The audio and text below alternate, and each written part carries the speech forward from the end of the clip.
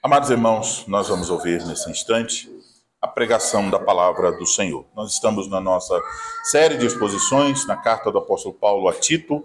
Chegamos hoje ao capítulo 1, o versículo de número 9. Então nós vamos iniciar a nossa leitura do versículo 1 até o 9, mas o texto da pregação é apenas o versículo de número 9.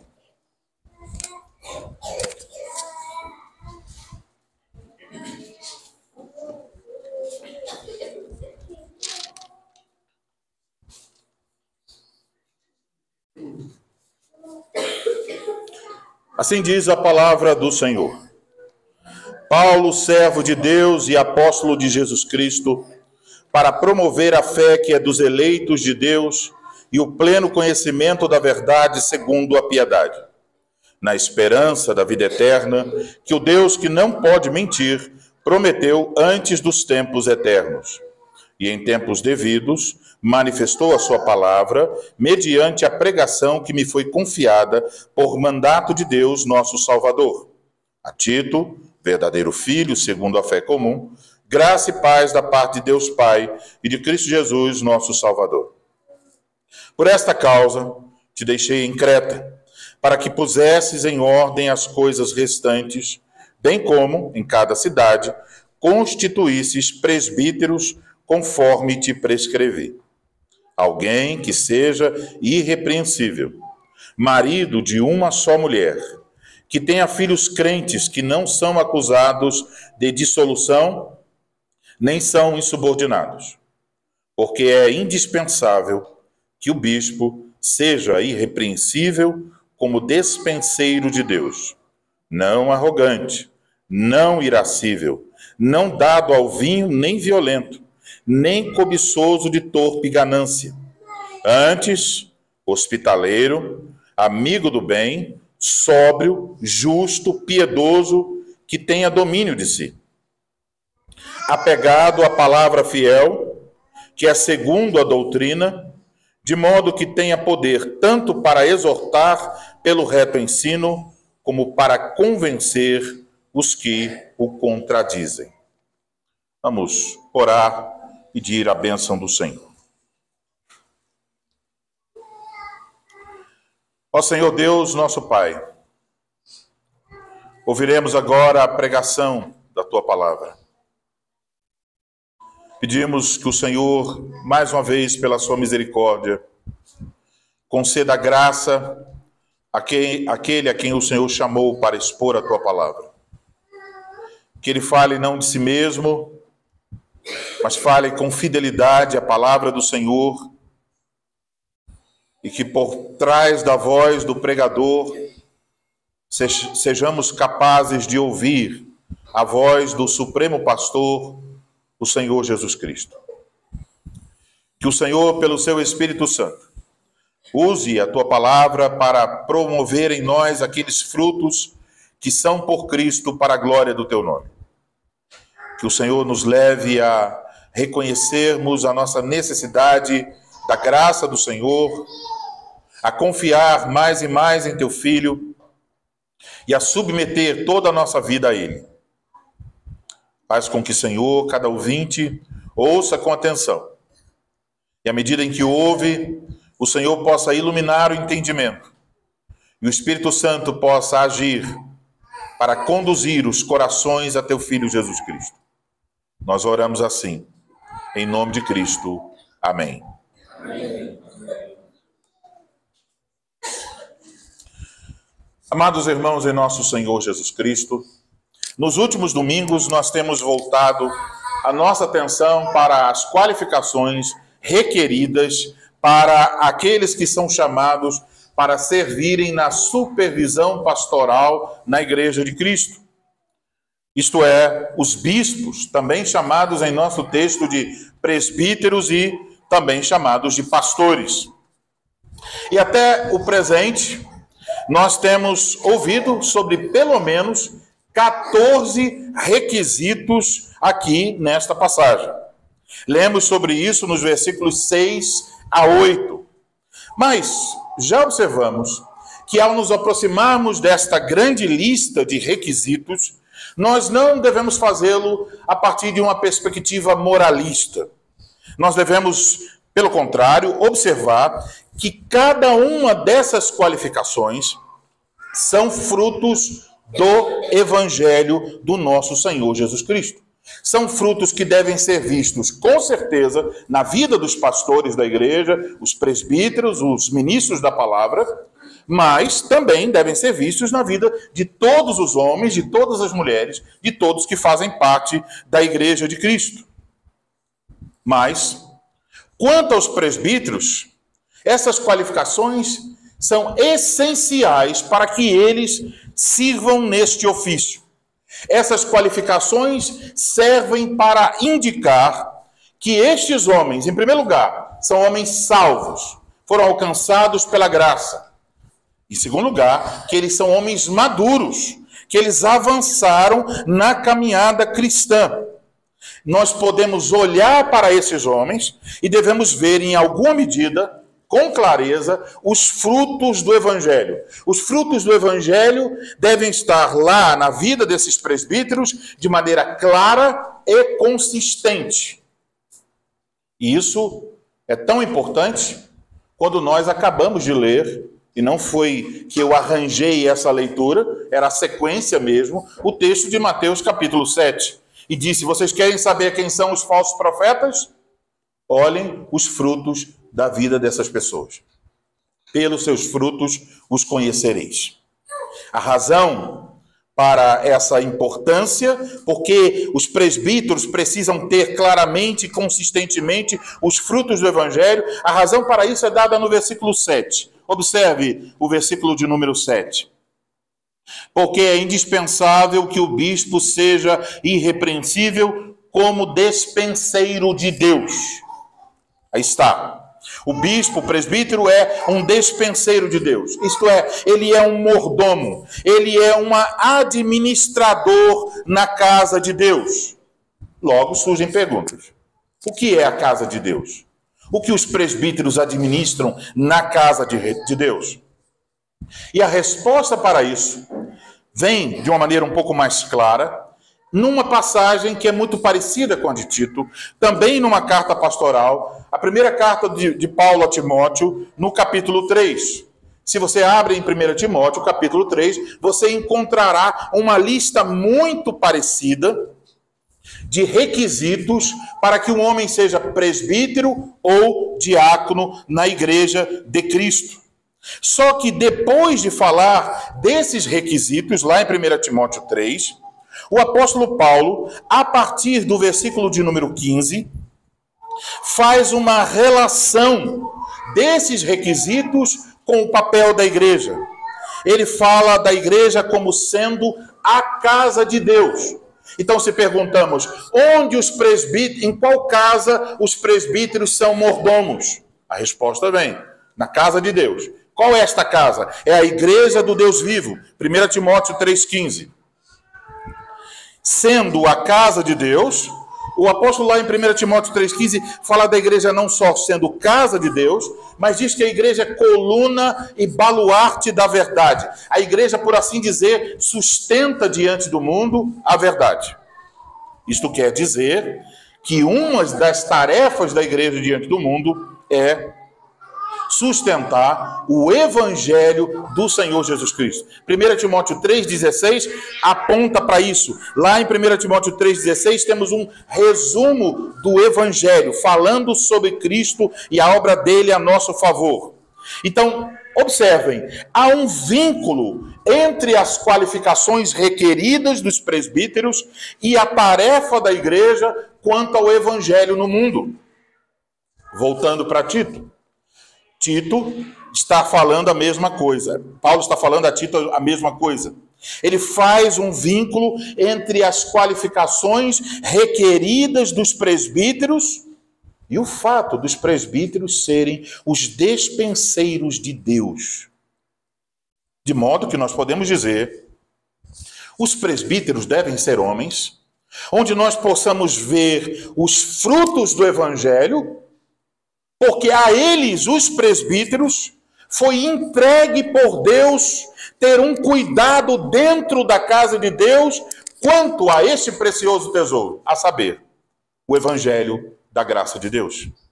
E aqui, então, nós podemos nos lembrar, talvez você já ouviu falar, das 95 teses escritas por Martinho Lutero e pregadas lá na porta da igreja do Castelo de Wittenberg há mais de 500 anos atrás.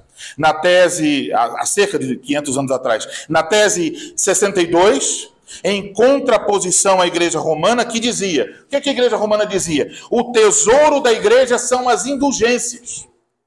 Lutero escreveu, o verdadeiro tesouro da igreja é o santíssimo evangelho da glória e da graça de Deus. Este é o tesouro.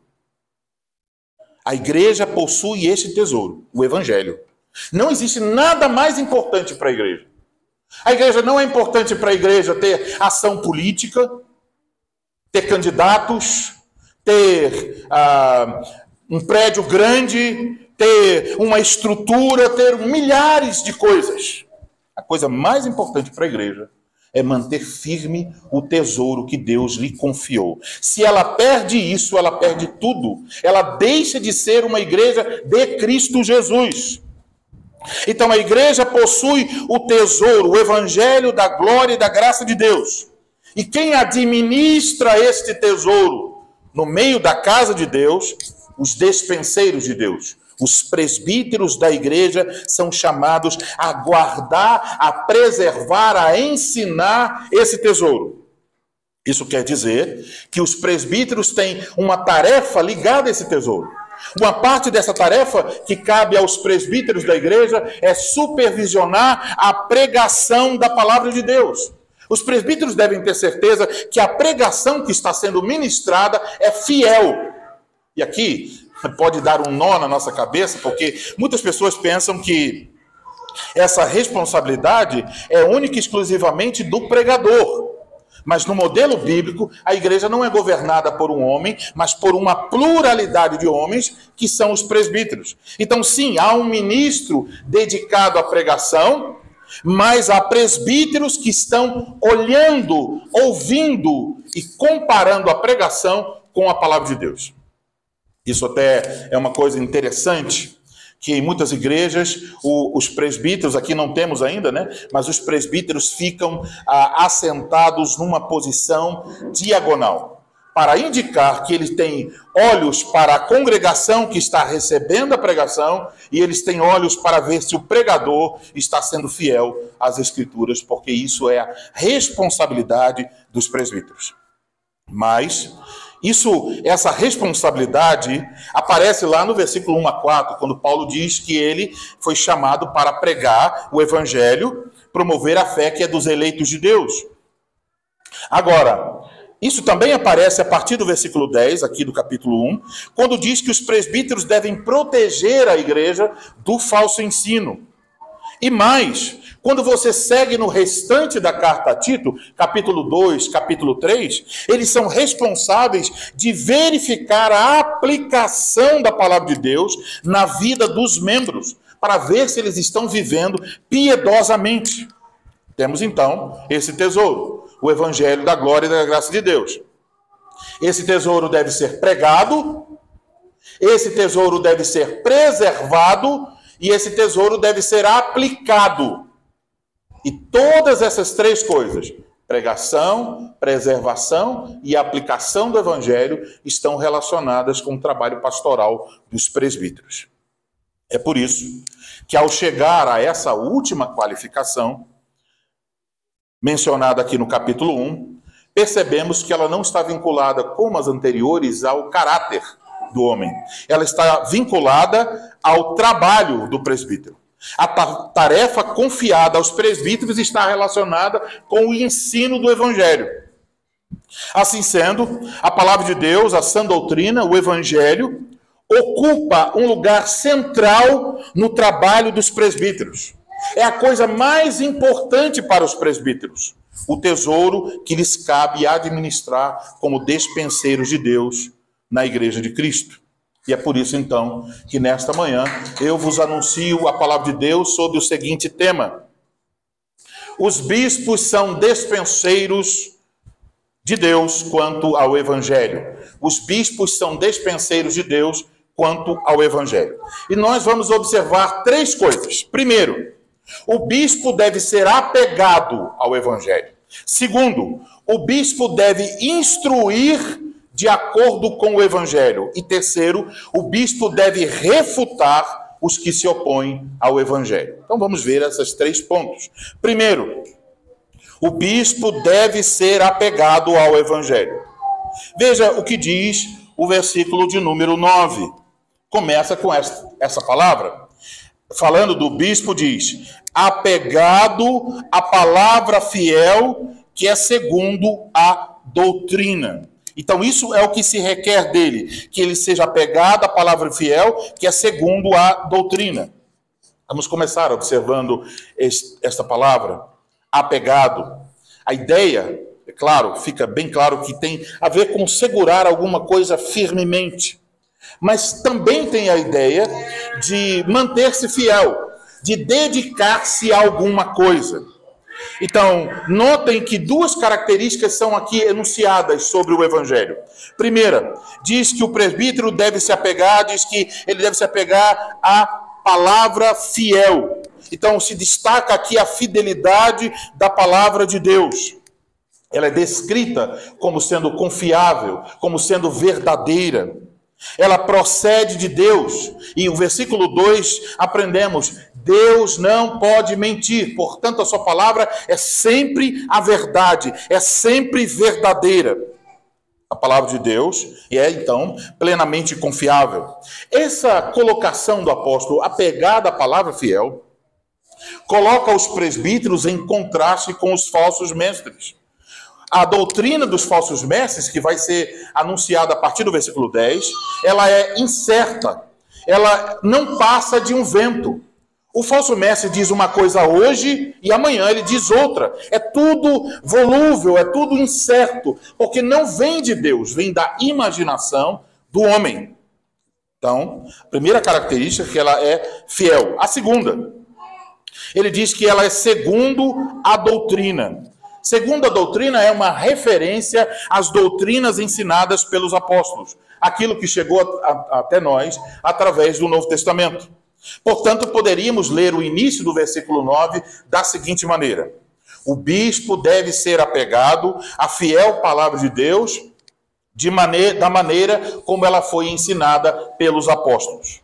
Então, o bispo deve ser um homem apegado ao Evangelho, tal como o Evangelho foi ensinado pelos apóstolos, e ele deve, então, ser um homem que se dedica a este Evangelho. O Evangelho deve ser, então, alvo constante dos estudos, das meditações dos presbíteros. O presbítero tem que ser esse tipo de homem. Então, se requer dos presbíteros que eles conheçam a palavra de Deus, que sejam homens dedicados ao seu estudo. Uma das coisas mais ridículas que nós podemos ouvir é alguém dizer assim: olhe, fulano é um pastor, mas o dom dele é para construir prédios. Então, que ele seja engenheiro, que ele seja pedreiro, que ele seja qualquer outra coisa, mas ele não é para ser pastor. Um pastor tem uma ferramenta. A ferramenta do pastor é a palavra de Deus. Ele não fala para falar de si mesmo, ele tem que falar de acordo com a verdade. Se ele não é capaz de fazê-lo, então ele não foi chamado por Deus para tal missão. Ele pode ser um administrador de empresas, ele pode ser um engenheiro, ele pode ser um músico, mas ele não deve ser um pastor.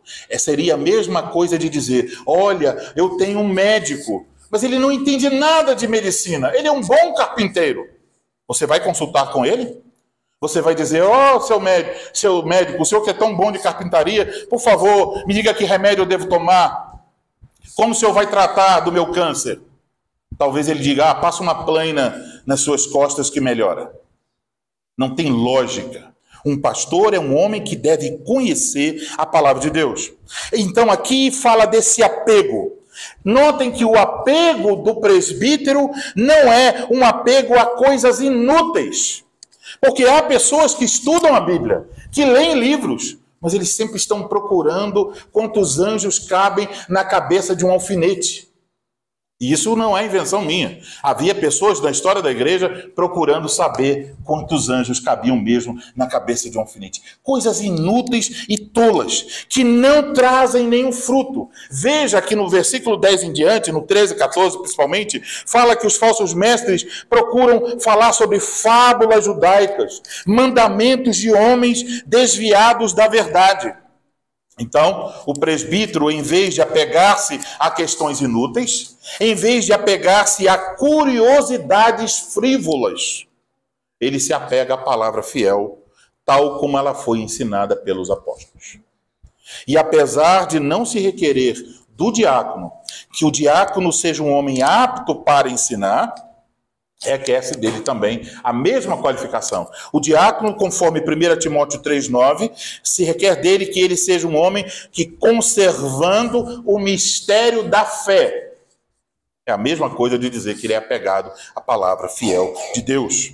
Ele deve conhecer, o diácono deve conhecer, deve crer e viver de acordo com a palavra de Deus, aqui chamada de mistério da fé. Aqui em Tito 1,9 também está se requerendo isso dos bispos. Implica dizer que o presbítero deve ser um homem que conhece a palavra de Deus, que crê no que Deus diz na sua palavra, que aplica a palavra de Deus à sua própria vida e à vida da sua família, para depois aplicá-la à congregação de Cristo.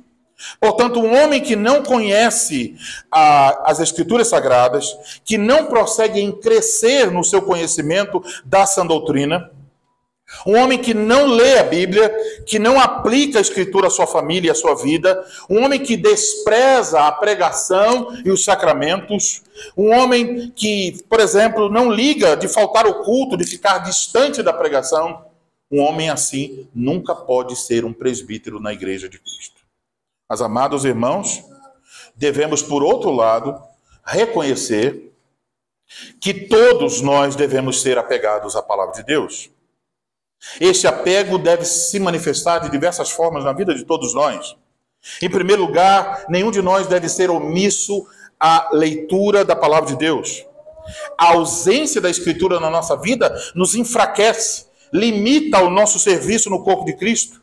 E quanto a isso, nós devemos então ser muito cuidadosos com o tempo que nós gastamos com outras coisas. E devemos ser cuidadosos quando nos aproximamos da Escritura para não estar ali apenas por investigação frívola. Se temos interesse de ler muitos autores, isso é bom, mas tenhamos cuidado para que os outros livros não tomem o lugar que é devido à Escritura em nossa vida. Que coisas inúteis não tomem o lugar das coisas úteis.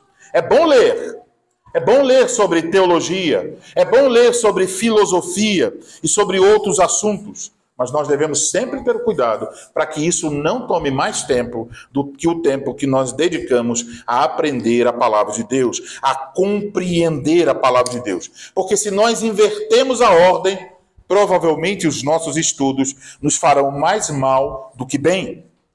Antes de tudo, o mais importante é conhecermos as Escrituras.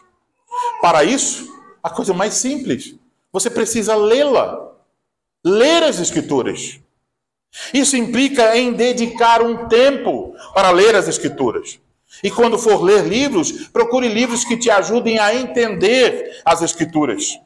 Significa também aprender a ler. Parece um pouco estranho dizer isso para pessoas alfabetizadas, mas infelizmente, por vezes, nós estamos lendo a Bíblia de modo errado. Você abre a Bíblia, por exemplo, na história de Davi e Golias, e você está lá procurando por alguma lição para a sua vida. Mas Davi e Golias foi colocado ali para falar sobre quem? Sobre Cristo. Você nunca estará lendo a Bíblia de verdade se você não estiver procurando Cristo em cada passagem das Escrituras. Sua leitura será a leitura motivacional. Será a leitura de um coach que podia chegar para você e dizer: olha, vamos vencer na vida. Os gigantes se colocam contra nós, mas nós vamos vencer os gigantes. Muita motivação. E Cristo do lado de fora. Você acabou de ouvir um coach, não um pregador. O pregador apontará na história de Davi e Golias para principalmente a pessoa bendita do nosso Senhor Jesus Cristo.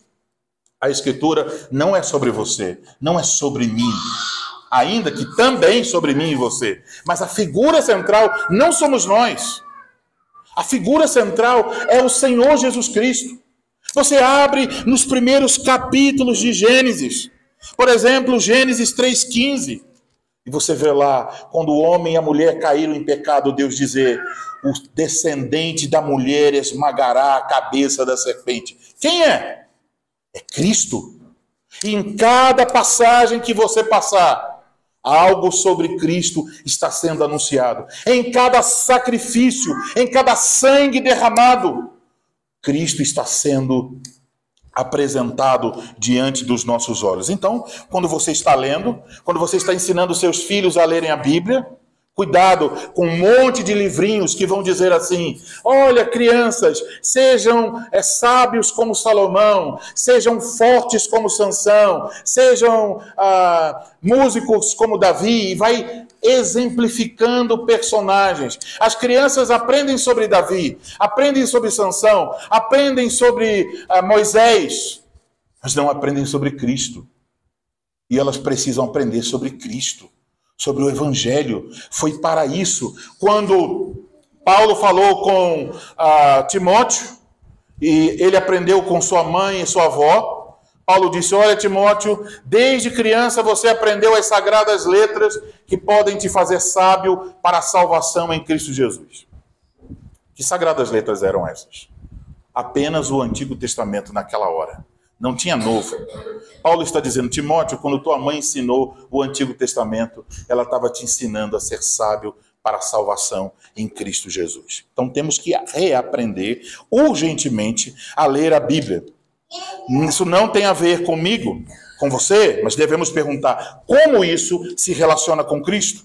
Portanto, irmãos, dediquem-se às Escrituras, apeguem-se às Escrituras, leiam, estudem, meditem, leiam sozinhos, leiam todos os dias com suas famílias, reconheçam, tão quanto nós precisamos do pão todos os dias, nós precisamos da palavra de Deus todos os dias, porque Cristo nos ensinou: nem só de pão viverá o homem, mas de toda palavra que procede da boca de Deus.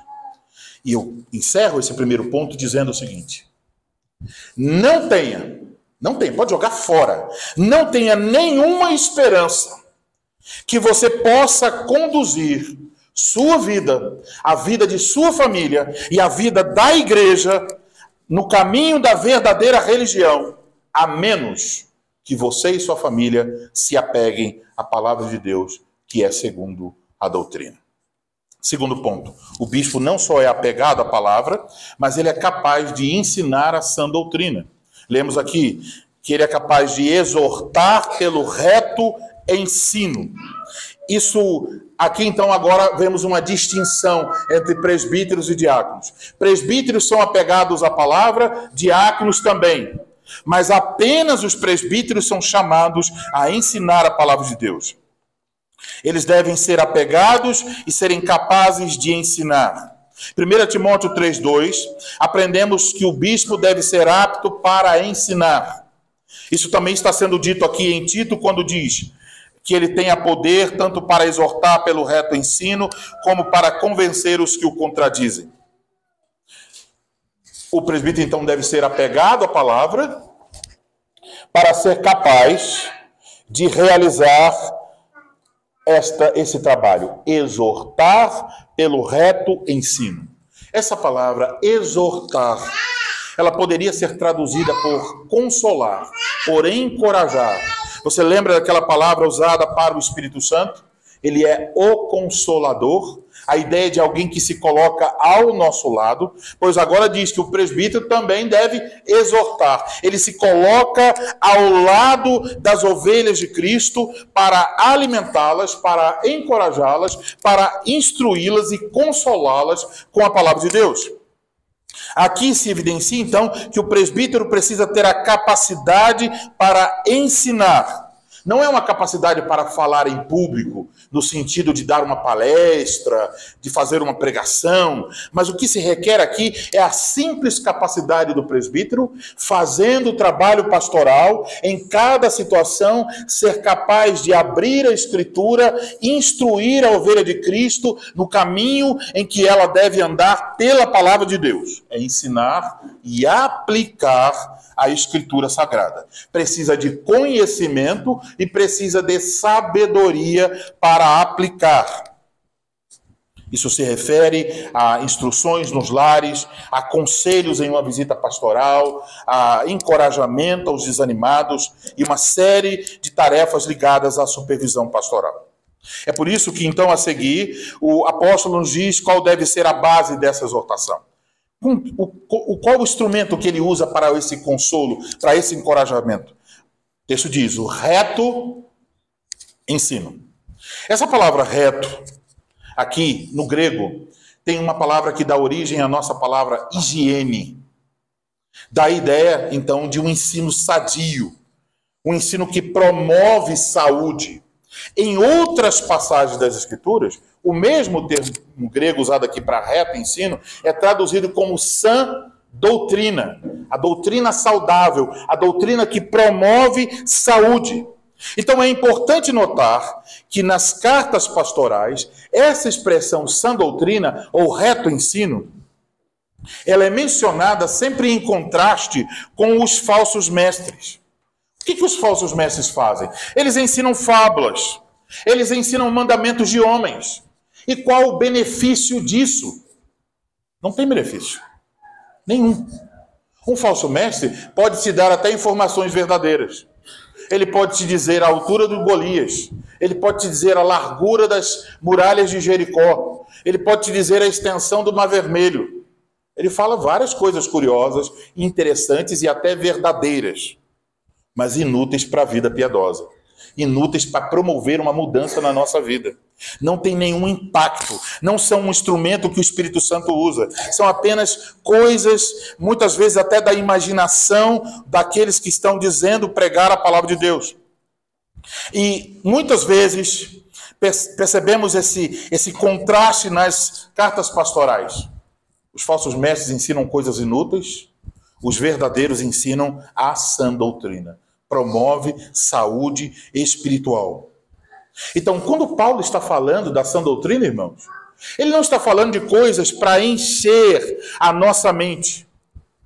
Ele não está falando de coisas para nós ouvirmos e amanhã irmos para alguma rede social e promovermos algum tipo de debate interminável. Olha aqui o que eu aprendi, toma aí. Aí fica briga, confusão, diz para cá, diz para lá, e as pessoas ali brigando sobre questões doutrinárias. Ele não disse para matar a curiosidade. Ele não nos disse para amarmos coisas inúteis. Quando ele fala da sã doutrina, é para que haja saúde espiritual em nossa vida. Os falsos mestres, diz o texto lá, a partir do versículo 10, são palradores frívolos. Ou seja, falam coisas vazias e sem sentido. Homens que falam muito, mas que não ensinam nada. Você quer uma prova do que eu vou dizer agora? Se você pegar a pregação de alguns pregadores que estão lá bombando na internet e pegar e colocar essa pregação por escrito, escreve toda a pregação que ele está dando e lê. Quando você lê, você vai dizer, rapaz, aqui sem os gritos, sem os pulos, sem o teclado fazendo fundo musical, sem as mulheres dançando na frente, sem toda essa parafernália, ficando só o que ele disse, não tem sentido. Ele disse uns negócios aqui que não está nem no texto. Ele começou pregando em Colossenses, mas ele está falando aqui sobre vitória, que não tinha nada a ver com o texto. Você percebe, então, vazio. Não tem. O que muitas pessoas se deixam emocionar é porque tem luzes piscando, teclado fazendo fundo musical, pessoas dançando, o pregador se movimentando para lá e para cá, dizendo, agora levante, diga para o seu irmão, a vitória é minha. E todo mundo, Eu me arrepiei todinho quando eu vi que a vitória é minha, eu estou passando por uma tribulação. Você fica 1000 anos querendo sair da tribulação e não sai. Mas quando você tem o Evangelho, você fica liberto dessa porcaria toda. Porque você não precisa ficar pedindo para sair de tribulação. Você tem Cristo que cuida de você. Você compreende a graça de Deus. Se considera pequeno e diz: ó Senhor, eu não merecia entender isso, mas pela tua graça eu entendo. O Evangelho, o tesouro, eu descobri o tesouro. O que faz lá na parábola o homem que descobre o tesouro? Ele vende tudo pelo tesouro. É isso, o Evangelho. A verdadeira doutrina é reconhecida por esta marca, a saber, ela promove a saúde espiritual naqueles que a ouvem. Ela conduz a vida piedosa. Então, o presbítero é alguém que deixa de lado os debates inúteis, deixa as vãs especulações e procura se ater ao útil. Então, daqui a alguns anos, meus irmãos, talvez nós vamos escolher presbíteros. Mas não vamos escolher os presbíteros que têm mais livros. Não vamos escolher os presbíteros porque eles gostam de estudar filosofia. Não vamos escolher presbítero por qualquer razão de aparência. Eles podem ter muitos livros, eles podem ter cursos de teologia, e é bom tê-los. Eles podem ler filosofia, mas acima disso, eles precisam ser homens que entendem o que é útil e têm saúde espiritual brotando em suas vidas. Veja o objetivo da pregação no versículo de número 1. Para promover a fé que é dos eleitos de Deus e o pleno conhecimento da verdade, então diz, segundo a piedade, saúde espiritual. Então, os presbíteros devem ser homens aptos para ensinar. Agora, isso não se aplica só a eles, isso se aplica a todos nós. Então, todos nós devemos sinceramente avaliar. Por que eu leio livros? Por que eu participo de conferências? Por que eu faço cursos de teologia? Não há nenhum problema em nada disso. São coisas boas. Livros são coisas boas. Cursos de teologia podem ser coisas boas. Participar de conferências também. Mas a pergunta é, por quê? Eu estou interessado na palavra de Deus? Se não, meu esforço é inútil. Nós devemos estudar conforme Deus concede a cada um de nós. Mas cada um deve usar isso que Deus dá a você, tempo, capacidade, inteligência, para aprender mais da palavra de Deus. E deve responder o seguinte: eu estou fazendo isso para a glória de Deus? Eu estou fazendo isso para que os meus irmãos ouçam de mim alguma coisa útil que venha da palavra de Deus? Então eu poderia perguntar a vocês: vocês têm lido bons livros? Vocês têm estudado as Escrituras? Vocês têm participado de cursos, palestras, conferências? Ótimo. Mas como isso tem afetado a vida de vocês? Vocês são pessoas diferentes? Está promovendo saúde espiritual? Vocês estão procurando algo útil para vocês e para seus irmãos? Pensem sobre isso. O presbítero é alguém que fala segundo a sã doutrina. Esta é uma marca de que você está aprendendo a verdade. Saúde espiritual. Vamos para o último ponto. O presbítero também deve ser capaz de refutar aqueles que se opõem à sã doutrina. O texto diz que ele deve convencer os que o contradizem. Contradizem pessoas que estão falando em oposição ao Evangelho. Lemos quem são esses, no versículo 10 a 16, tem lá uma descrição dessas pessoas. Quando diz que o presbítero deve convencer, a ideia aqui não é que ele vai ser capaz de fazer a outra pessoa mudar de ideia, mas que ele vai refutar, ele vai condenar e mostrar que aquela doutrina não é de acordo com a palavra de Deus. Então ele vai apresentar a verdade àqueles que estão ensinando uma doutrina que não condiz com o Evangelho. Quantas vezes pensamos sobre o ministério do Senhor Jesus Cristo? Quantas vezes os fariseus e outros chegavam para colocar Jesus à prova, e Jesus refutava aqueles homens, e eles ficavam sem resposta. Não sabemos como responder. Mas eles não se deixavam convencer. Amanhã eles voltavam com outra coisa. Então, não está requerendo que o presbítero vai mudar a cabeça dos outros que estão se opondo ao evangelho, mas que ele vai refutar, ele vai mostrar qual é a verdade pela palavra de Deus. Isso se faz necessário, irmãos, porque a palavra de Deus é constantemente contestada. A primeira vez que ela foi contestada foi no paraíso, quando a serpente disse a Eva: não, foi assim que Deus disse, certamente não morrereis se vocês comerem do fruto. E ela continua sendo contestada durante toda a história da humanidade. Então há a contestação de fora, quando muitas pessoas estão falando mal contra a palavra de Deus. Há a contestação por parte dos falsos pregadores que ensinam um falso evangelho, e aí então isso é uma contestação ao verdadeiro evangelho. E há também numa igreja fiel. Você pode ouvir uma pregação fiel e você pode dizer assim: mas isso não é bem assim. Mas isso não é aplicável. Ninguém faz assim. Não pode ser assim, porque se for assim, está tudo errado. Então, isso não pode ser verdadeiro. Muitas vezes estamos ouvindo e levantando objeções contra a verdade. Devemos lembrar que até dentro da igreja podem surgir até homens líderes. Atos capítulo 20, Paulo fala de presbíteros da igreja em Éfeso que se levantariam com falsa doutrina. Então, percebemos aqui que o presbítero é um pastor. E ele tem que ser capaz de fazer duas coisas.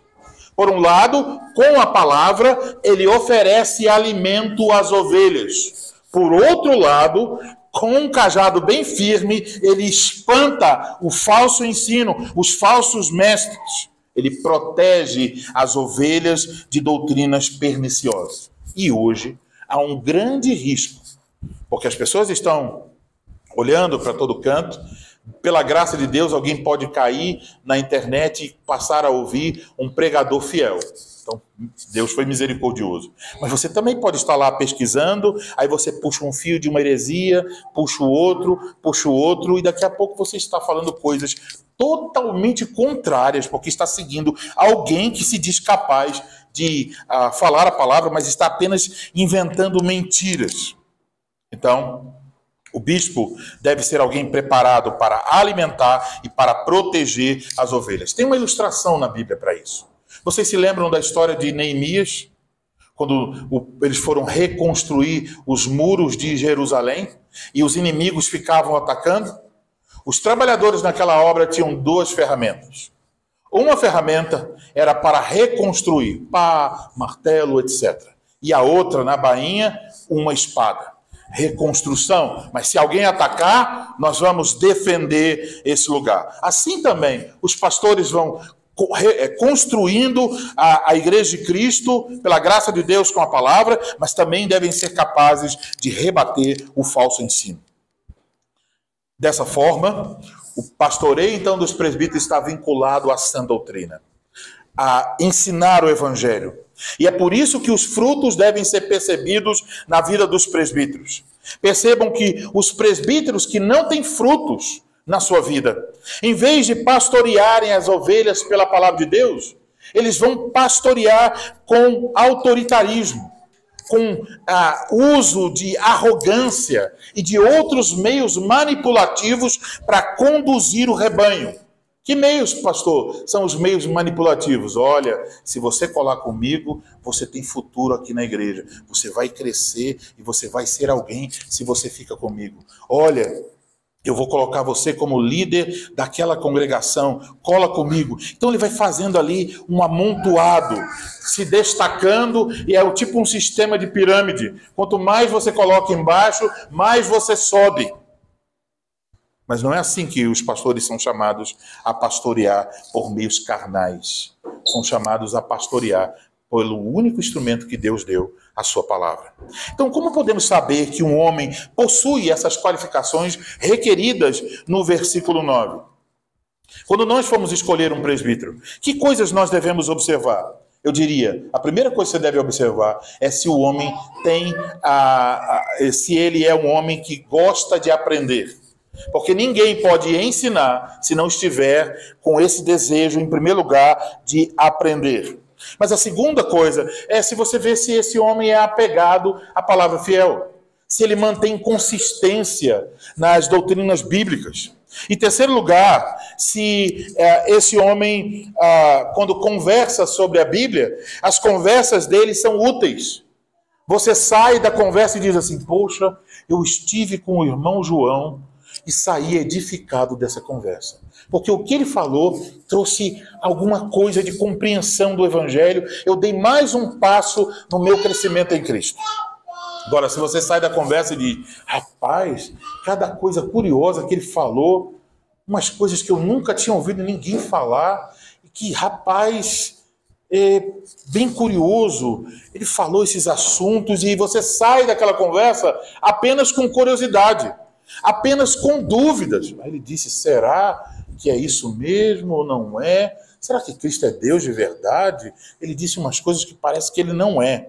Quando você sai com dúvidas, nunca escolha esse homem para ser um presbítero. Os presbíteros não se aproximam da Bíblia para fazer esse tipo de coisa. Eles se aproximam para aprender e para ensinar. Ao falar da Escritura, ele visa consolo e encorajamento. E mais, ele é capaz de apresentar os erros daqueles que se opõem à verdade. Então, definitivamente, um presbítero é um homem das Escrituras. Portanto, quando estivermos procurando homens, devem ser homens capazes de abrir a Escritura, de ensinar as preciosas verdades do Evangelho e aplicá-las à nossa vida. Requer-se, então, daqueles que podem servir como bispos, fidelidade, dedicação e capacidade para ensinar a palavra de Deus. Mas essas qualificações não estão restritas aos presbíteros. Em determinado sentido, cada homem que aqui está deve entender que o pastor da sua casa, em primeiro lugar, é você. Se você é o pastor da sua casa, quem é que deve alimentar a sua esposa e seus filhos com a palavra de Deus? É você. Quem deve proteger sua família contra doutrinas perniciosas? É você. Quem é que deve dar doutrina que produz saúde espiritual à sua família? É você.